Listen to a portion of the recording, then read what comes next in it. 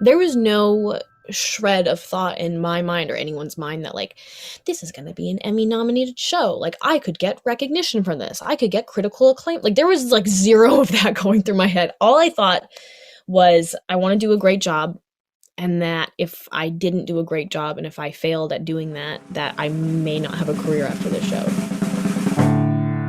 Filmmaker Magazine presents Back to One with Peter Rinaldi. Joey King is an actor. She sat down with me in cyberspace to talk about the work.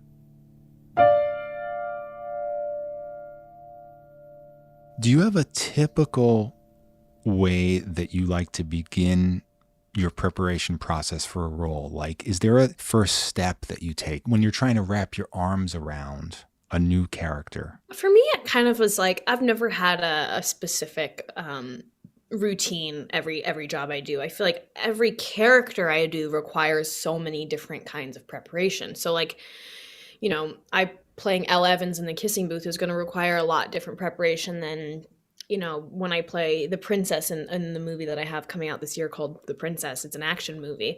I'm not sword fighting and sword training for Elle Evans, but I sure am for the princess. So every character I have a different approach for, and depending on if it's a comedy or a drama, there's like a more bit of like a serious approach or a bit more of like a lighthearted approach. So my first step is truly just kind of going through the script multiple times to get comfortable with the character, reading it out loud sometimes. And especially if I have to do an accent, sometimes I'll read the entire script out loud, stage direction included, to just practice my accent. So I feel like I don't have like one specific thing. I just kind of jump in head first, and whatever seems to be the right task to start with, I tackle that first. Is there something that you have to have down before day one? Like, is there something that you feel has to connect? By the time day one has started, I've already done my hair, makeup, wardrobe preparation, which is very important to feel like you're falling into place in a character. But truly, I before we start day one, I really like to try and have everyone's names on set down. I know that maybe it seems like it doesn't have a lot to do with the character, but for me it does. I think that creating a very comfortable environment for myself and hopefully for others around me, it's really nice. It makes you feel more comfortable, and it's a little bit easier to be vulnerable as an actor and humiliate yourself in a way that feels like right. When you feel like you're surrounded by people that you really care about and that you really like and that they care about you. And so why has no one said this yet?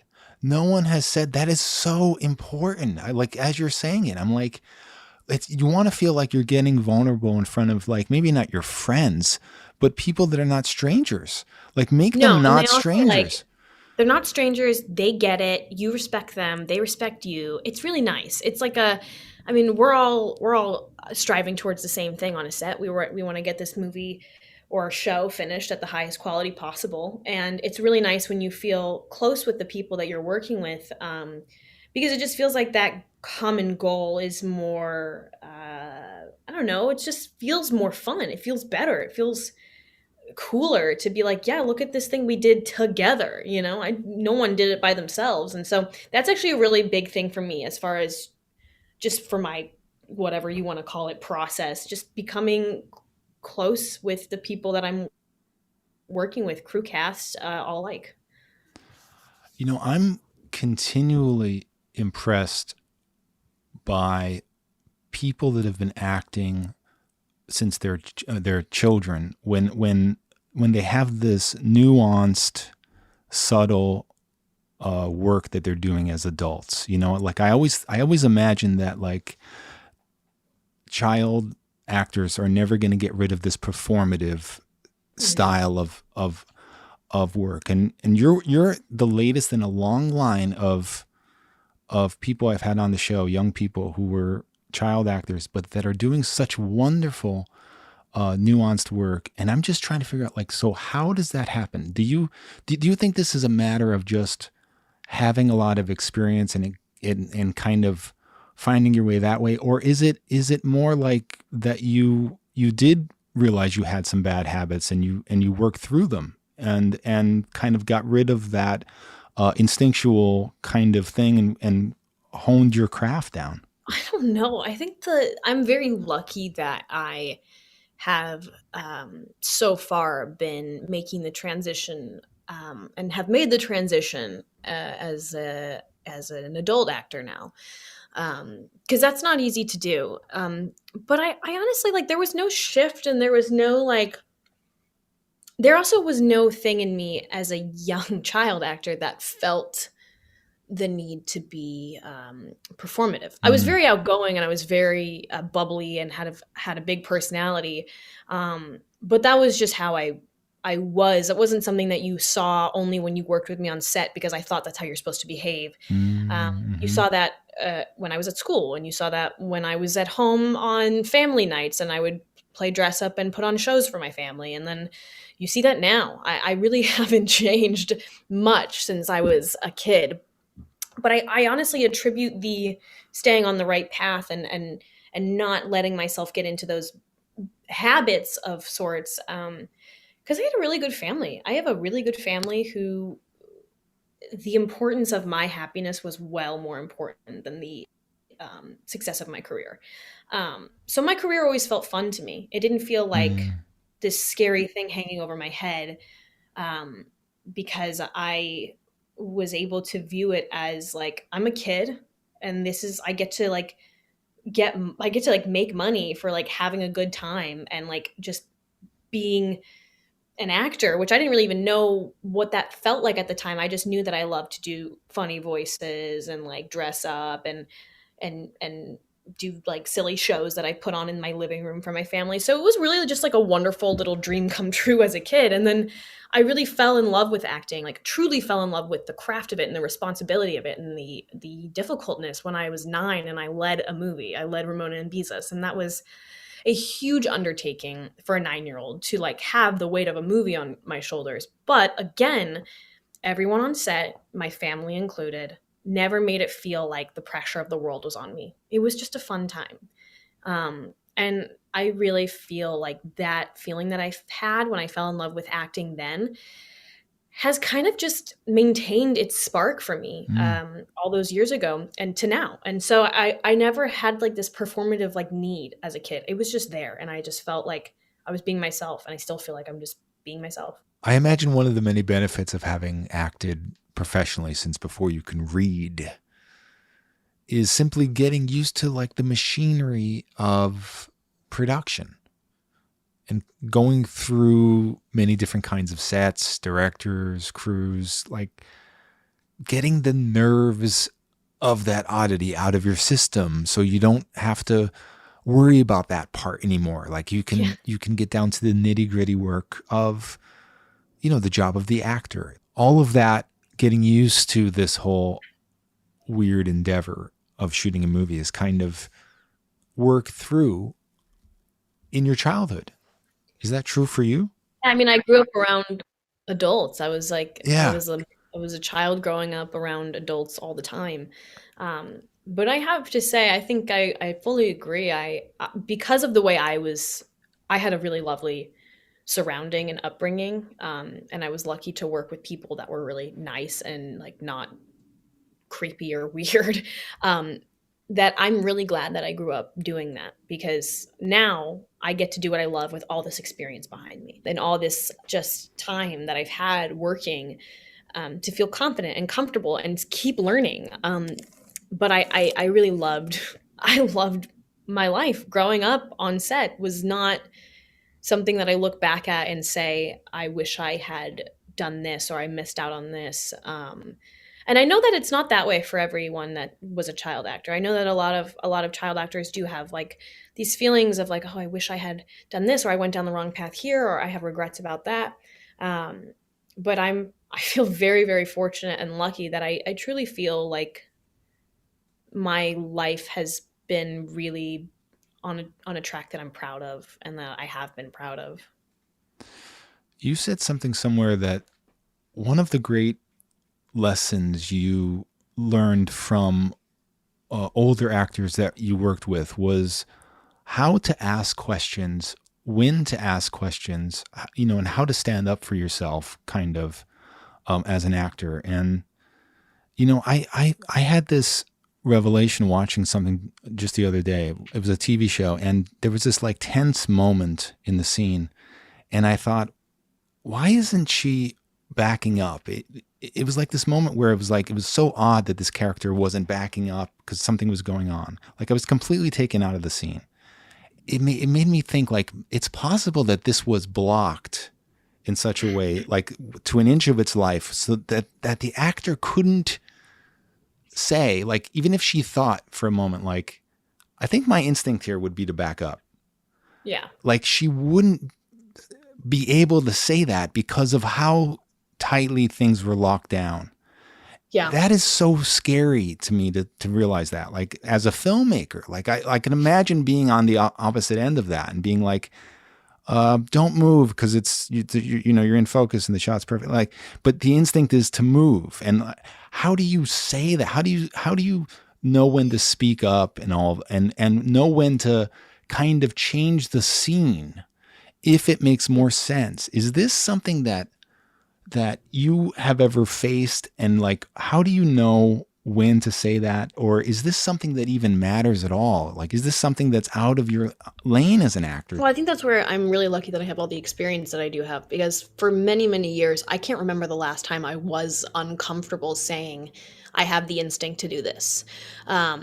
And I think that that comes with experience of working with different types of personalities. You never know how someone's going to react. I've worked with some really receptive, wonderful, collaborative directors, and I've worked with some people who have absolutely no interest in what you have to say. They look at you as a prop and only a prop. And that's really hard when you work with people like that. I truly feel like if you're working with people that are receptive, you can say, I have this instinct, and they may not agree with you. And that's totally fine, because then you can hear their perspective on why they feel the scene would work better if you don't move. And then all of a sudden you might agree with them, or all of a Right, sudden they might right, agree with right. you. And that's the coolest part. It's like, no one should ever be married to anything. I have like my preparation process for just like my characters. I prepare, but I don't like to over rehearse, because I still feel like it's important to leave room for spontaneity on set, and also not be married to something in case your scene partner decides to do something different that you would naturally react differently to, in case the director has a different blocking in mind than what you thought it might have been in your house or in your hotel room.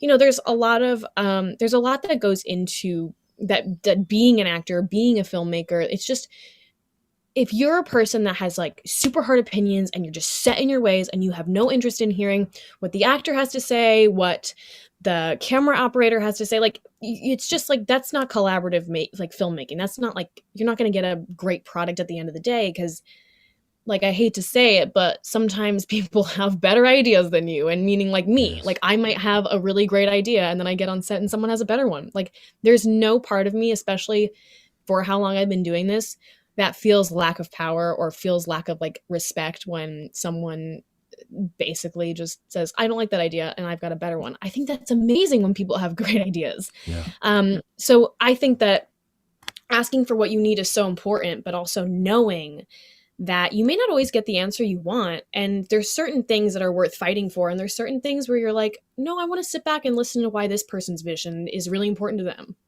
I didn't even know about your work until The Act. Mm-hmm. That was when I first came in contact with what you're doing, and I was blown away by that show. And I found this so fascinating that for the audition for that, they wouldn't let you or anybody that was auditioning do the voice of Gypsy. Isn't that interesting? Well, I mean, like, I guess their intention was good because they didn't want to burden actors with that, I guess. But it's weird that they wouldn't know that maybe voice is a way into a character.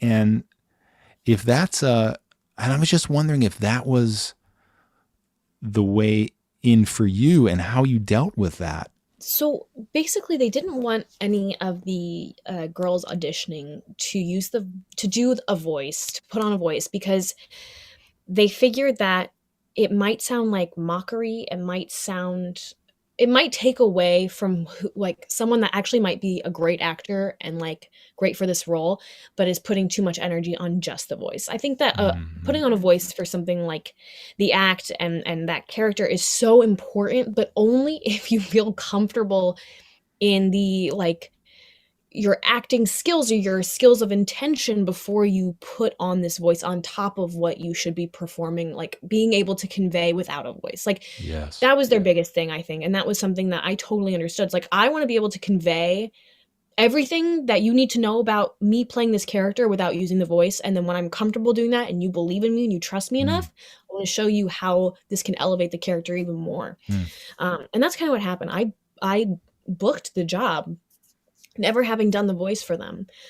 Um, and I had like this phone call with everyone once it was official that I had gotten it, and I signed my stuff. And I was like, okay, listen, now that I'm safe and Yeah. in the role, I really would like to work on this, and I want to show you how I feel like it can change my performance, and hopefully will just make everything come into place a little bit nicer, easier. It just will feel it'll make me feel like really good to do this work. And they were so sweet about it. They were so receptive of it. And so, but I totally understood the desire to not have us do that, because it's really hard to separate intention from something that you think is just like a blanket layer of a performance.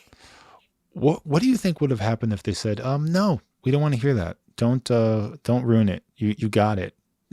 don't don't I would mess have with pushed this. back.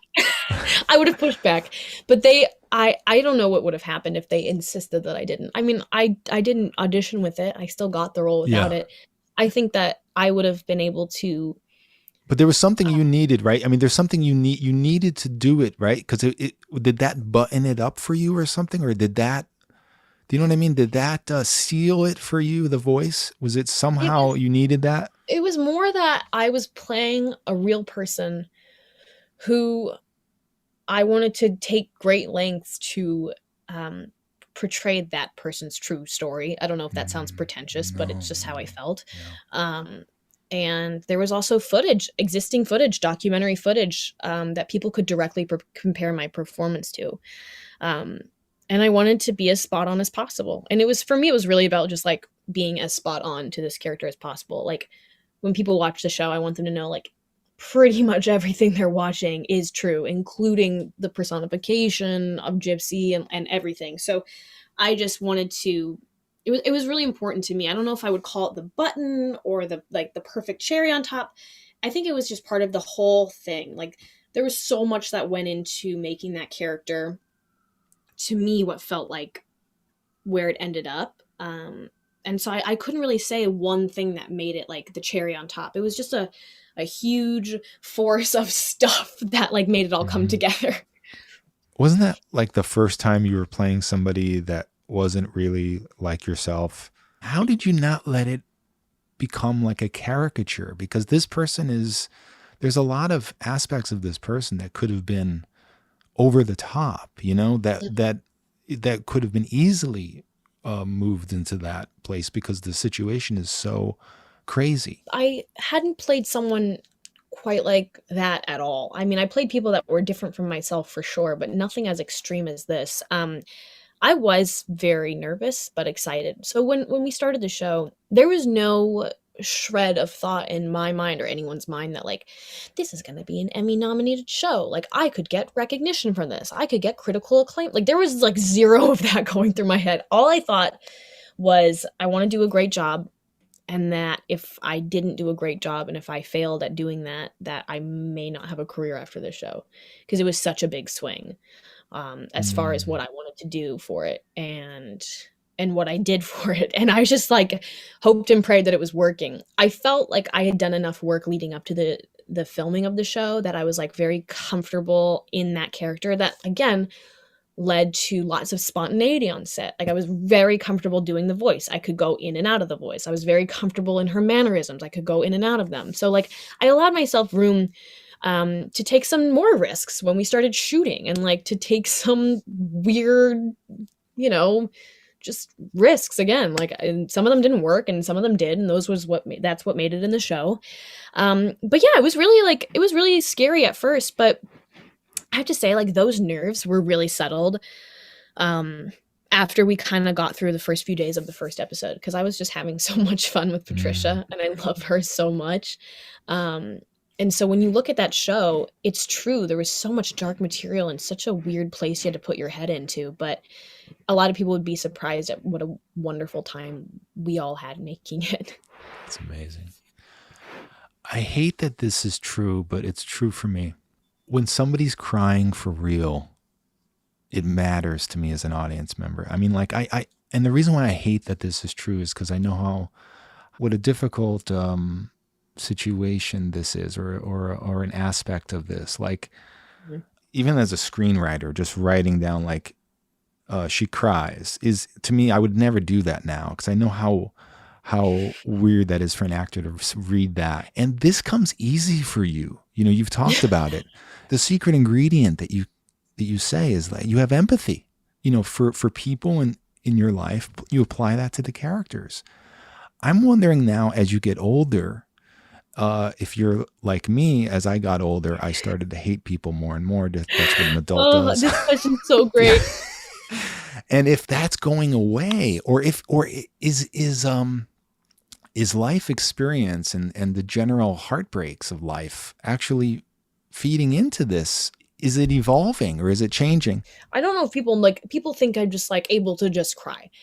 Um, I get really anxious before like scenes where I really have to give it my all and cry, because for me, every single time from when I was a kid to now, I'm like, well, I sure hope this fucking works. Like, I really hope I can get there today. And like that's like a huge anxiety. And there's been times where I've been like, I've done like, you know, because a lot of the time people also don't realize when you do a crying scene, it's not just like, all right, we're with cameras on you, you're crying and we're done. It's the same as any other scene. You've got 5, 6 angles on it. You gotta like, that energy is like so, it's being just poured out and it's exhausting, and you're like, man, I hope the next take I can cry again. Mm. And there's been times where it's like my coverage and we get like 2 takes and the director wants to move on, and I just don't feel like I did my best, so I ask for another one. And it's just like, you know, you want to be able to get there on take 1, but sometimes you can't, and you got to give yourself a break. And like, I've beat myself up for it so many times, but it's like, it's hard work. I truly think that this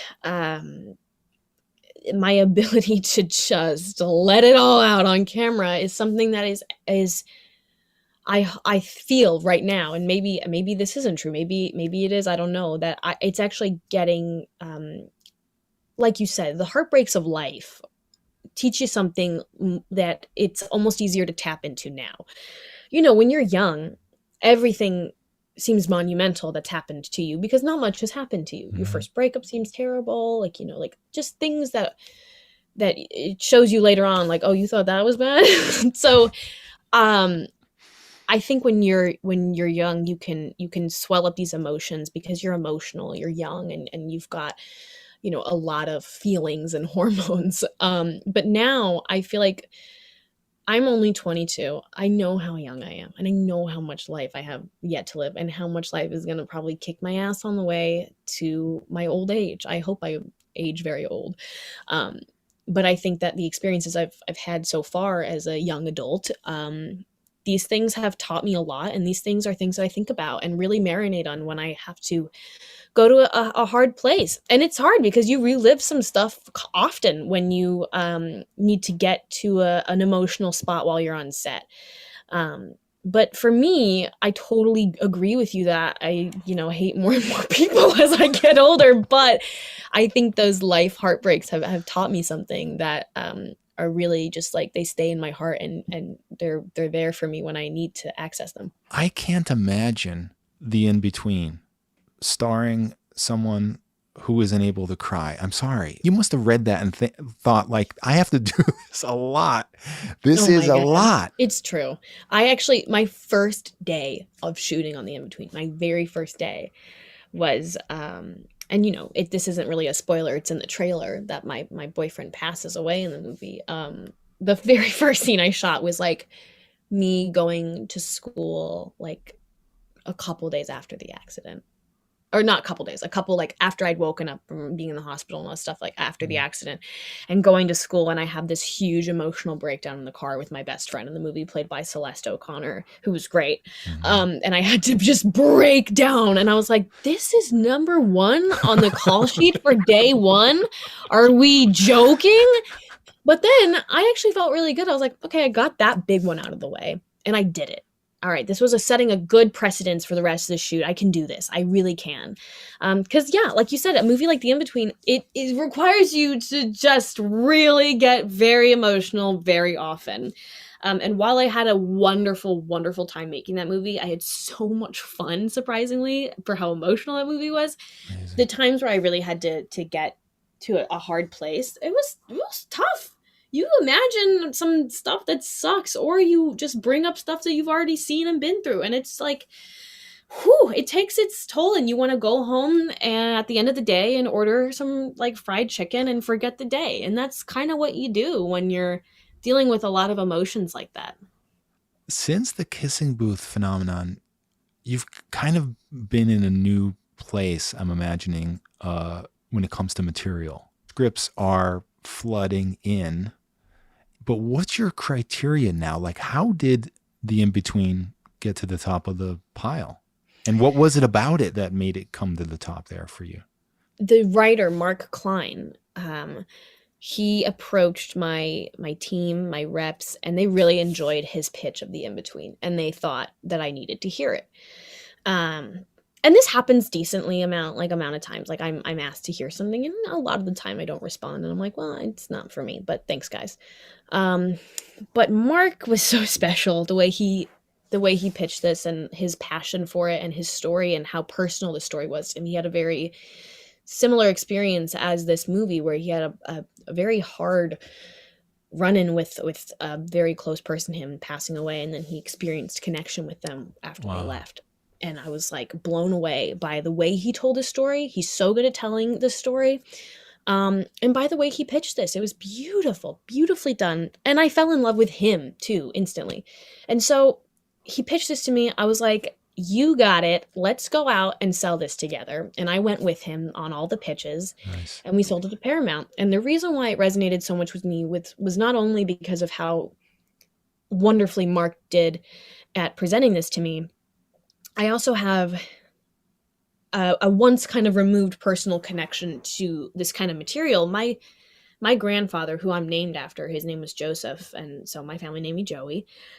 After he passed away, he was very sick for a long time, and my grandmother took care of him. And when he passed away, I mean, she was so devastated. They had the most beautiful, beautiful relationship. And so when he passed, she had experienced these a few times where she felt that he was visiting her. And that she recounts these experiences very vividly, and tells them with the same emotional passion that she did when I was like 4 to now when I'm 22. It impacted her so deeply. And I've always felt like, even though I never got to meet him, I've had a very special connection spiritually with my grandfather. So this just really hit me in a way where I was like, wow, this reminds me, this story, it is my grandmother and grandfather, and I'd be honored to tell that. And so that was another reason this really spoke to me. I loved hearing you say that you are being patient when it comes to roles. Like, you're not anxious to show the age range you can play, or like finding meaty roles just for meaty roles' sake. It's such a long game approach to your career. You know, like you're young, you know it, you're not in a hurry.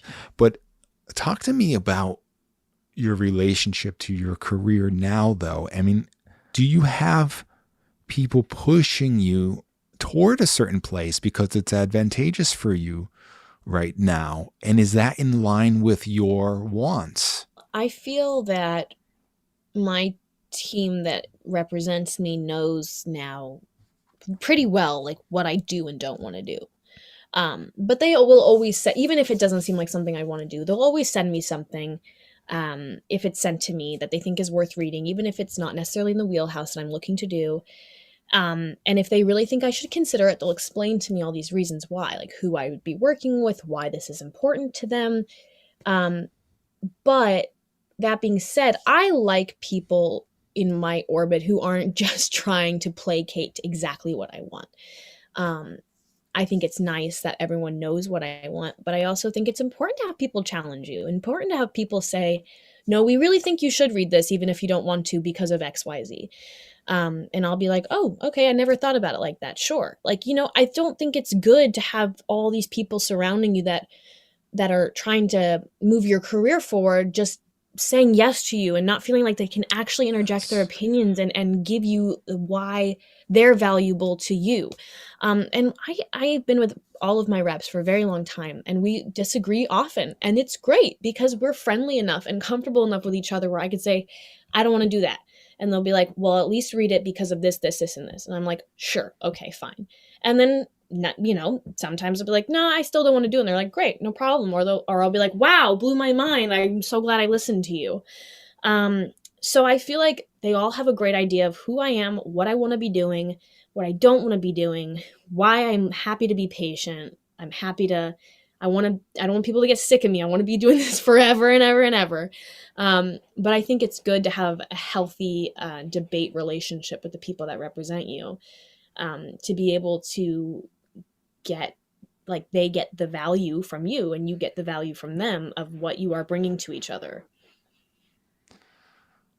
Joey King, thank you so much. I hope you come back on this show. I had so much fun. Thank you for having me. This was amazing. Back to One is a production of Filmmaker Magazine, which is a publication of The Gotham, formerly IFP. Listen to back episodes of this podcast at filmmakermagazine.com or wherever you get your podcasts.